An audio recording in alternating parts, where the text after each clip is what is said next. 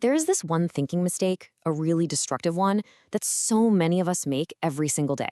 And the crazy part is, it's so normal, you probably don't even realize you're doing it. But, and this is a big but, it could be the very thing that's silently holding you back from everything you want. And that right there, that's the heart of the issue. This mistake feels totally normal, right? Like it's just how your brain works. But what's really happening under the surface is that it's actively sabotaging you. It's just quietly chipping away at your progress, at your potential. So, okay, what is it? What is this invisible mistake we should be looking out for? All right, to really get this, you have to understand just how sneaky it is.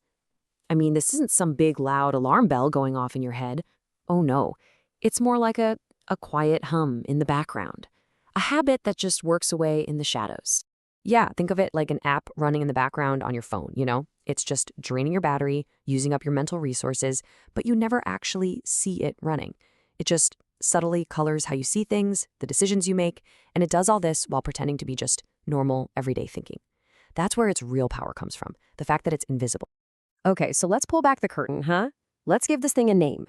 It's time to meet your own personal internal saboteur. All right, here we go. The big reveal. This mistake is called automatic negative thinking. You might hear people call them ants for short. But listen, the definition is what really matters here. It's not just being negative. It's way more specific than that. It's when your mind instantly, and I mean instantly, jumps to the absolute worst conclusion. And, this is the most important part, it does it with zero proof. It's funny.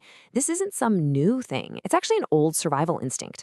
Our brains are basically wired to hear a twig snap and assume it's a tiger, not a squirrel. That kept us alive.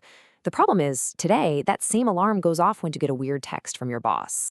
And that last bit, that without proof part, that is everything. It's the whole game. The entire idea hinges on that one phrase. So let's really dig into that, because spotting this is the key to everything. So here's how it goes down. It's kind of like a three-step punch. First, the thought is instant. It just appears, right? You didn't invite it. Second, it doesn't just suggest a bad outcome, it screams the absolute worst-case scenario. And third, and this is the knockout blow, it happens without proof. There's literally no evidence, no facts to back it up in that moment. And this right here is a perfect example of that complete disconnect. Your brain just serves up this thought on a platter. I'm going to fail. Boom. But then, if you stop, and I mean really stop, and ask yourself, okay, brain, where's the proof? Show me the receipts. What is the hard evidence that I'm guaranteed to fail? The answer, pretty much every time, is there is none. It's just a feeling that's masquerading as a fact. And hey, let's be super clear about something.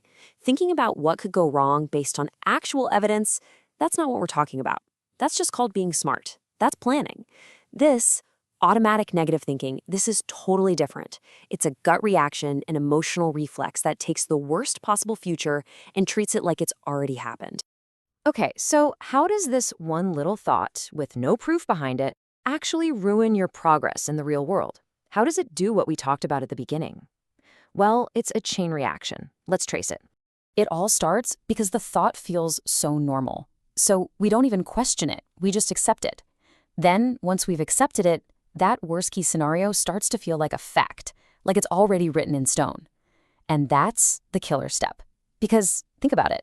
If you are 100% convinced you're going to fail, why would you even bother starting? And that's when you don't send the application, or you don't start that new project, or you avoid that tough but necessary conversation. And that's it. That's how it happens. It's not some loud explosion. It's a whisper. Just one automatic, unproven thought that you treat as a fact, which leads you to do nothing.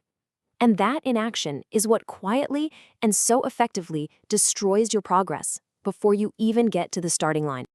So as we start to wrap this up, I don't want to leave you with some complicated 10-step plan.